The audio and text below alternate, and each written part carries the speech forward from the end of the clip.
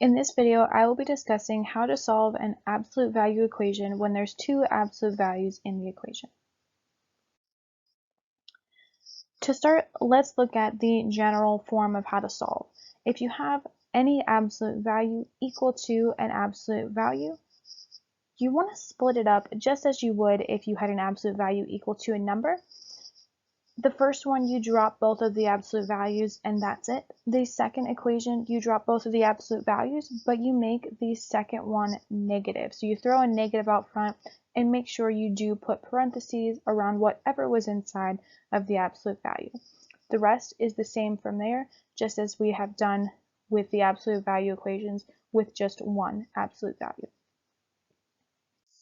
Looking at this first example, when you have two absolute values equal to each other, you want to go ahead and start rewriting your two different equations. So the first one, you just drop all of the absolute values, and that's your first equation. The second equation, what you're going to do is you're going to drop all the absolute values, but whatever was on the right-hand side, we want to make the inside of that absolute value negative.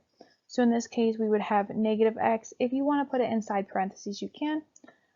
But in this case, it doesn't really matter since it's just one term, so we can just write it as negative x.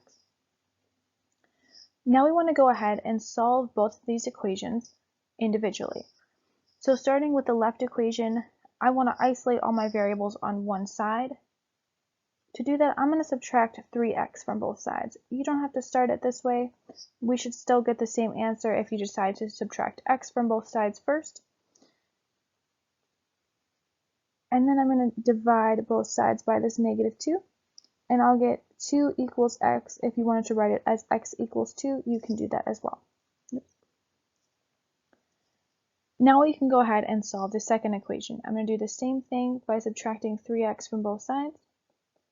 We'll get negative 4 equals negative 4x, and I will divide both sides by that negative 4 to get 1 equals x, or x equals 1. So our two answers to this absolute value equation is x equals 2 and x equals 1. This second equation may look a little bit more complicated, especially because we're multiplying the absolute value by 2. If your absolute value on either side is being multiplied or divided by a number, that's okay. We can take the same exact steps. The first equation that we want to make is where we just drop all the absolute values. Because we have that 2 out front on the right-hand side, we do want to put this portion in parentheses. So whatever is inside the absolute value, we want to put in parentheses because that 2 is still multiplying the entire thing. The absolute value symbols still act as grouping symbols. Our second equation, again, is going to be the same thing where we drop all the absolute value symbols, but now we make the right side negative, and we can put it outside with that 2, and still we want to put those parentheses around the 3k plus 1.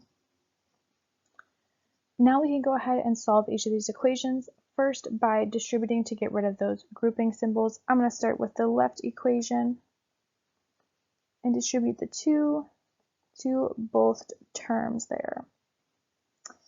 Now we want to get all of our variable terms on one side, all of our constant terms on the other side. I'm going to start by subtracting 6k. If you wanted to do it the other way, where you subtract 4k from both sides first, that's okay. You should still end up with the same answer. I'll get negative 2k minus 10 equals 2. Then I'll add 10 to both sides to get negative 2k equals 12. And then if you divide both sides by negative 2, you'll get k equals negative 6. So that is our first solution to the absolute value equation. Our second solution, we're still going to start off by distributing that negative 2.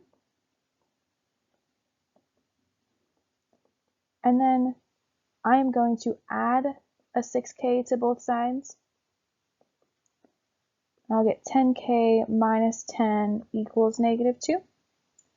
And then I will add a 10 to both sides, and we'll get 10k equals 8. And then we want to divide both sides by 10. You'll get k equals 8 over 10. If you want to simplify that, you can divide the top and bottom by 2. So that equals 4 over 5. I do suggest putting this fraction, if you do ever get a fraction, into simplest form. And if you end up with something that's an improper fraction, you could always put it as a mixed number, but I do suggest putting your answers as either fractions or mixed numbers versus a decimal, since they are more exact. And those are the steps to solving an absolute value equation with two absolute values.